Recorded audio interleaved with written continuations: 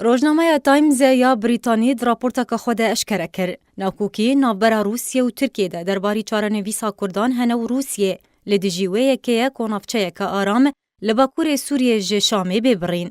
روزنامه تایمز یا بریتانی به ناونیشان روبروبون روسیه و ترکیه درباری چارەنویسا کردان نویسیه.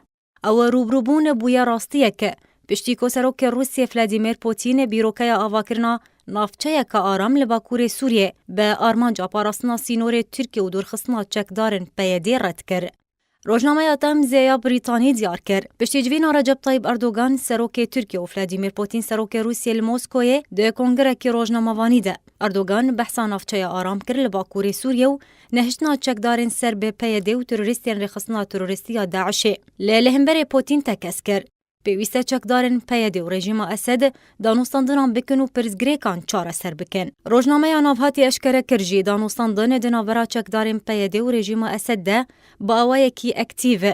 پشتی بریارا وکشان هیزن امریکی جی سوریه دست بکریه. هر دو آلیان لحف کرنه. گو چکدارن پیده جهن خوالنیزی کی سینور ترکیه رادستی هیزن سوریه بکه. لیله هم برده جی پیده و ریوبریا خسر ورگره.